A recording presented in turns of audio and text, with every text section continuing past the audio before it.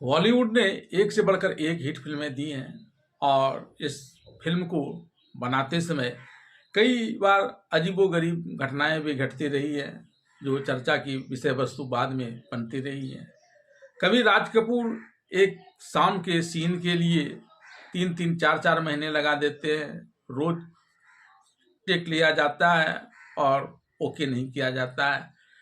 तो वहीं धर्मेश दर्शन ने भी एक फिल्म में मात्र एक चुंबन के दृश्य के लिए 47 बार रीटेक लिए थे और इस रीटेक को देने वाले कलाकार भी कोई अनाड़ी कलाकार नहीं थे, बल्कि इसमें तब की सबसे ज़्यादा हिट माने जाने वाली अभिनेत्रियों में से शुमार करिश्मा कपूर और मिस्टर परफेक्शनिस्ट के नाम से जाने जाने वाले आमिर खान इस दृश्य को दर्शा रहे थे और इन लोगों ने 47 बार लिप लॉक का टेक लिया और तब जाकर चुंबन का यह दृश्य कंप्लीट माना गया।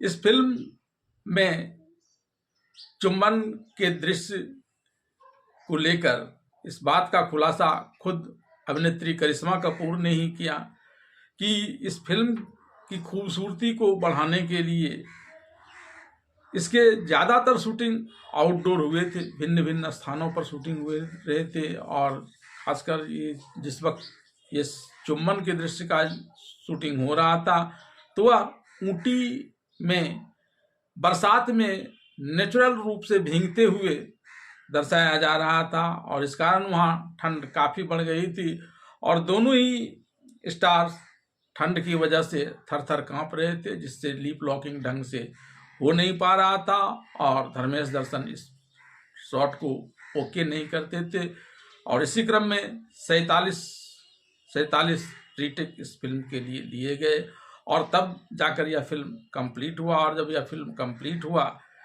तो लव, इमोशंस और एक छोटा लेकिन दमदार एक्शन से भरा हुआ यह फिल्म सुपर डुपर हिट साबित हुआ था और इस फिल्म की लागत 6 करोड़ थी, लेकिन इसने 60 करोड़ के आसपास की कमाई पूरी फिल्म के दौरान कर ली थी। आप भी जानने के लिए बेताब हो रहे होंगे इस फिल्म के बारे में। तो सबसे पहले इस फिल्म का नाम है राजा हिंदुस्तानी और अब जानते हैं क्या कुछ है इस फिल्म की कहानी। चुंबन के लिए 47 रीटेक लिए जाने वाले फिल्म राजा हिंदुस्तानी की कहानी की बात की जाए तो इसमें राजा हिंदुस्तानी जो इस फिल्म का नायक है उसकी भूमिका आमिर खान ने निभाई है। वह एक युवा व्यक्ति है और टैक्सी चलाता है तथा पर्यटक के गाइड के रूप में भी वह काम करता है। आरती सहगल जिसकी भूमिका करिश्मा कपूर ने निभाई है वह एक अमीर लड़की है जो अपने अतीत से जुड़ने की कोशिश कर रही है। श्री सहगल जिसकी भूमिका सुरेश ओबेरॉय ने निभाई है अपनी पुत्री आरती और उसकी सौतेली माँ शालिनी जिसकी भूमिका अर्चना पूरन सिंह ने निभाई है उसके साथ एक भव्य घर में रहते हैं। यहाँ शालिनी का भाई स्वराज जिसकी भूमिका प्रमोद मुथु और भतीजे जय जिसकी भूमिका मोहनीश बहल ने निभाई है वह भी साथ में रहता है और अपनी जीजा की संपत्ति हड़पने का कुचक्र चलता है। इस काम में वह अपनी बहन को ही हथियार बनाता है। आरती अपनी मृत माँ की यादों को खोजने के लिए पालन खेत नाम के एक छोटे पहाड़ी शहर में छुट्टी में जाने के लिए फैसला करती है। यहाँ आने पर उसे पता चलता है कि उसके पास हवाई अड्डे से पालन खेत तक जाने के लिए कोई परिवहन नहीं है, इसलिए वह वहाँ उपलब्ध इकलौते ड्राइवर राजा हिंदुस्तानी की सेवाएं लेती है। पालन खेत में आरती और राजा रहने के दौरान घुल मिल जाते हैं और आखिर में प्यार में पड़ जाते हैं। इसी क्रम में बरसात में भीगते हुए आरती और राजा का हुआ लिप लॉक या चुंबन वाला दृश्य भी था जिसमें 47 रीटेक लेने पड़े थे। एक दिन आरती के पिता पालन खेत आते हैं और उनको अपने साथ घर चलने के लिए कहते हैं। आरती अपने पिता को राजा के बारे में बताती है कि वह उससे प्रेम करती है, लेकिन श्री सहगल इसके रिश्ते को मानने से इनकार कर देते हैं। लेकिन आरती अब राजा को चुनती है और अपने पिता के साथ जाने से इनकार कर देती है, लेकिन वह अपने पिता से आशीर्वाद मांगती है कि वह उसके दाम्पत्य जीवन को आशीर्वाद दें, लेकिन उसके पिता बिना आशीर्वाद दिए हुए मुंबई के लिए रवाना हो जाते हैं। इधर कुछ समय बाद मुंबई में उसकी दूसरी पत्नी शालिनी और साला स्वराज श्री सहगल की संपत्ति शालिनी के नाम करने के लिए कहते हैं, लेकिन वह इससे इनकार करते हैं। उनका कहना है कि उन्होंने अपनी बेटी को माफ़ कर दिया है और पालन खेत वे उससे मिलने के लिए जा रहे हैं। यहाँ आकर वह अपनी बेटी और दामाद को एक नया घर देते हैं। हालांकि वे आरती के पति यानी राजा से मुलाकात किए ही बिना वापस लौट आते हैं। इस बर्ताव से राजा दुखी होता है। इसके बाद राजा घर में रहने से इनकार कर देता है, क्योंकि वह इसे उपहार के रूप में नहीं देखता है बल्कि दान के रूप में देखता है, क्योंकि वह गरीब है। इधर शालिनी और उसका भाई स्वराज श्री सहगल की संपत्तियों का पूरा नियंत्रण पाने के लिए इस संघर्ष का फायदा उठाने की कोशिश करते हैं।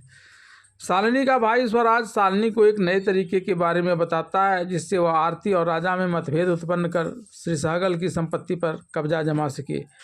इस योजना के तहत शालिनी आरती को उसके और उसके पिताजी के जन्मदिवस के अवसर पर आयोजित होने वाले कार्यक्रम में शामिल होने के लिए मुंबई आमंत्रित करती है।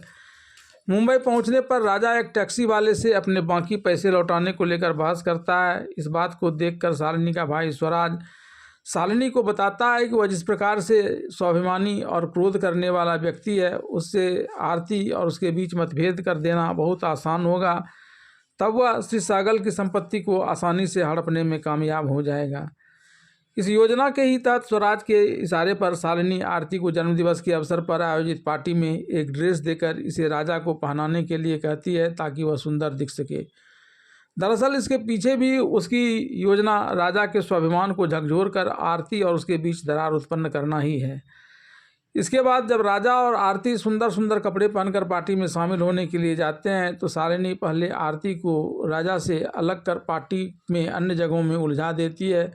इसके बाद वह राजा के पास आती है और उससे कहती है कि चलो तुम्हें पार्टी में आमंत्रित लोगों से मिलवाता हूँ, लेकिन इस दौरान मैं जो कहूँगा तुम उसे चुपचाप सुनते रहना। इसके बाद वह राजा का परिचय कराते हुए उसे कार का एक सफल व्यवसायी बताता है और उसके अंग्रेजी से घृणा करने की बात भी बताती है।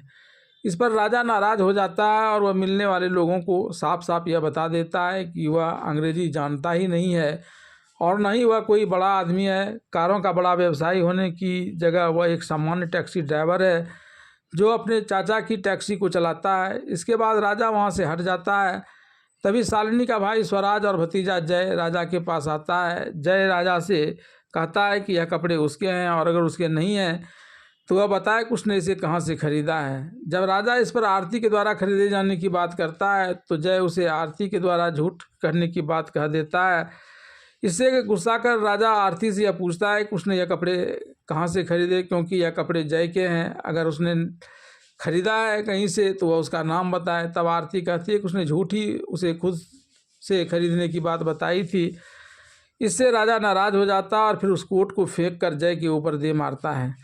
साथ ही वह गाने वाली के साथ शराब पी कर नाच गाना करने लगता है। इसे देख शालिनी आरती को कहती है कि देखो किस प्रकार से राजा हम सभी लोगों की बेइज्जती कर रहा है।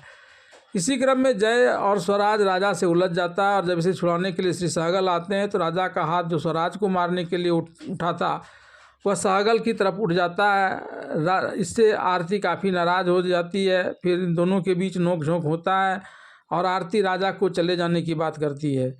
तब राजा आरती की हाथ पकड़कर उसे भी अपने साथ जाने के लिए कहता है, लेकिन आरती उसे हाथ छोड़ने के लिए कहती है। इस बात पर गुस्सा होकर राजा वहां से अपने घर वापस चला आता है और अपने चाचा चाची से आरती के इस गलत व्यवहार की बात करता है।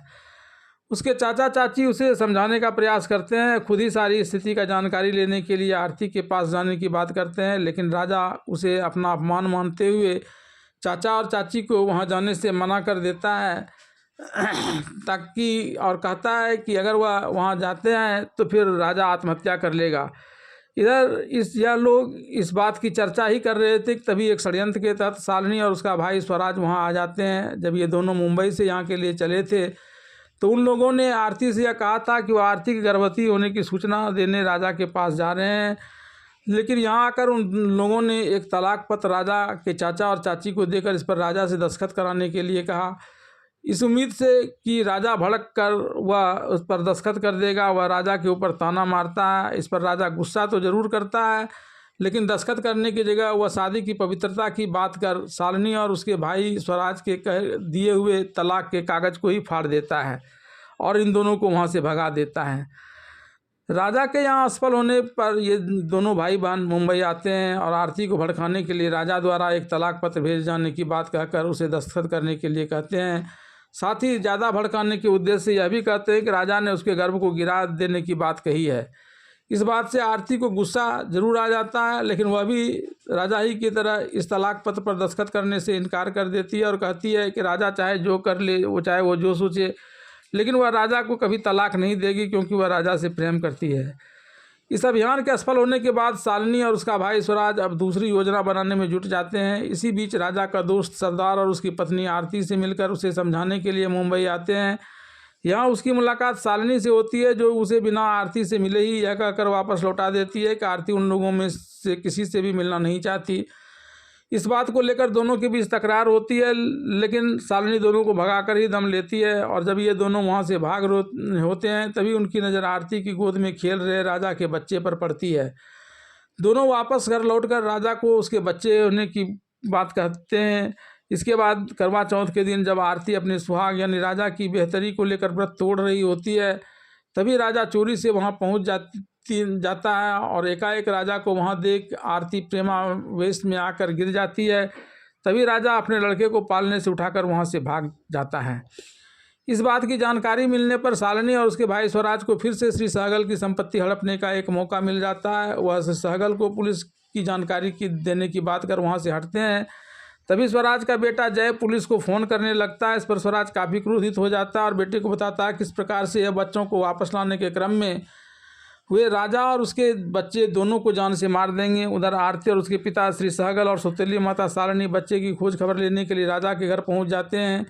यहाँ राजा के चाचा चाची से जब उन्हें इस बात की जानकारी मिलती है कि किस प्रकार से शालिनी और स्वराज ने राजा के सामने आरती के दस्तखत वाला एक तलाक पत्र लाकर दस्तखत करने के लिए दबाव बनाना शुरू कर दिया था, इस बात की जानकारी मिलने पर आरती अपनी सौतेली माँ से कहती है कि माँ, तुम वहाँ क्या कहकर चली थी और यहाँ क्या कर बैठी?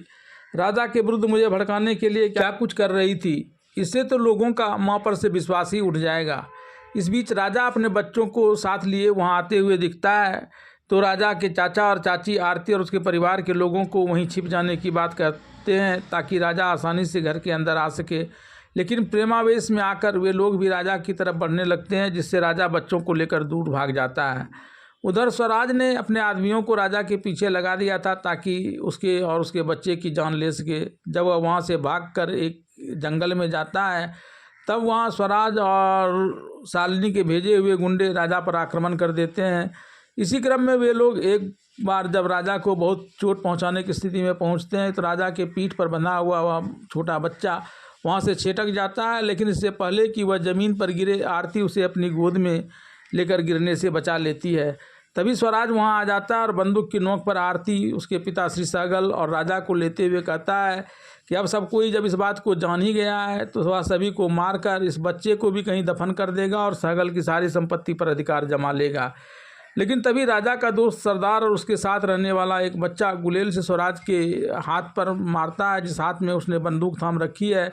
पत्थर के चोट से उसके हाथ से बंदूक छूट जाती है और फिर तब राजा, सहगल और आरती, स्वराज और स्वराज के गुंडे के बीच जमकर लड़ाई होती है, जिसमें स्वराज और उसका बेटा जय मारा जाता है। और इस बीच सारी भ्रांतियां पर निपटारा हो जाने के बाद राजा और आरती अपने सभी परिवारजनों के साथ खुशी खुशी रहने लग जाता है।